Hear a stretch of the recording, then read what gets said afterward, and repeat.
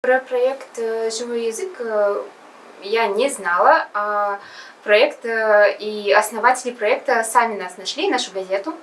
В 2015 и 2016 году мы выпускали на страницах нашей газеты комиксы, которые рисовали выпускники гимназии искусства.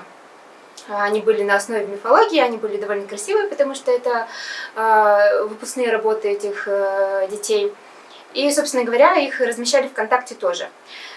Именно ВКонтакте наши работы увидела Анна Воронкова, основательница проекта, и сама с нами связалась, сказала, что они делают проект комиксы на национальных языках, и хотела приехать и в Республику Коми тоже. Если говорить про язык и про то, что некоторые считают, что он умирает, считается за счет того, что очень мало молодежи на нем говорит. Знаю, что после приезда из села в город очень многие стесняются говорить по коми. То такой проект, который связан с комиксами, а комиксы это интересно, мне кажется, комиксы все любят, он связан и с комиксами, и с языком, и с рисованием, и с творчеством, такой многогранный, он в принципе популярный, то это помогает молодым людям, детям, школьникам понимать, что да, это здорово, вообще-то прикольно, знаете, не один, а два языка. Ну, блин, уже здорово. Мой комикс, который я нарисовала на мастер-классе.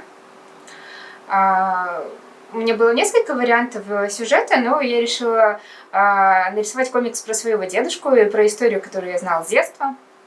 Он был охотником, и это одна такая охотничья байка. Вот на первой картинке дедушка идет по лесу и доходит до лесного дома. Ну, собственно говоря, он делится своими мыслями по этому поводу, что он наконец-то дошел, уставший, после целого дня в лесу. Он ложится спать, но ему начинают мешать лесные духи.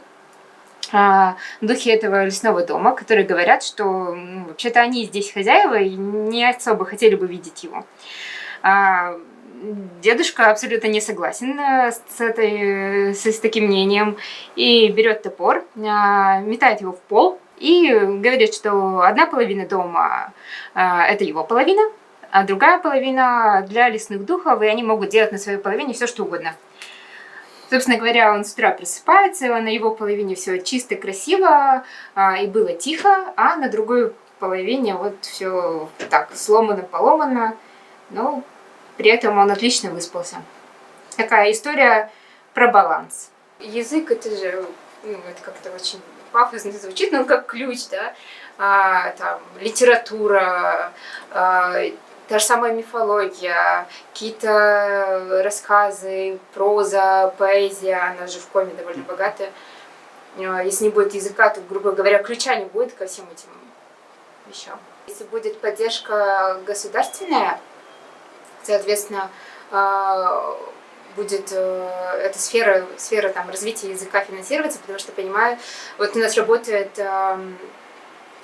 финно-угорская лаборатория, то есть это люди, которые энтузиасты, которые занимаются тем, что максимально пытаются внести коми-язык в интернет, словари, уроки для начинающих, всевозможные интерактивы, какие-то программы, просто масса каких-то вещей, которые сложно сделать технически, и на это нужны ресурсы.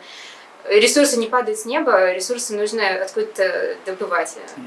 И вот если есть финансирование, если есть поддержка, то это делать проще, чем просто на голом энтузиазме. Я просто вижу, что сейчас больше людей просто в городе Сыктывкаре, когда я встречаю молодых людей, которые разговаривают с друг другом на коми-языке.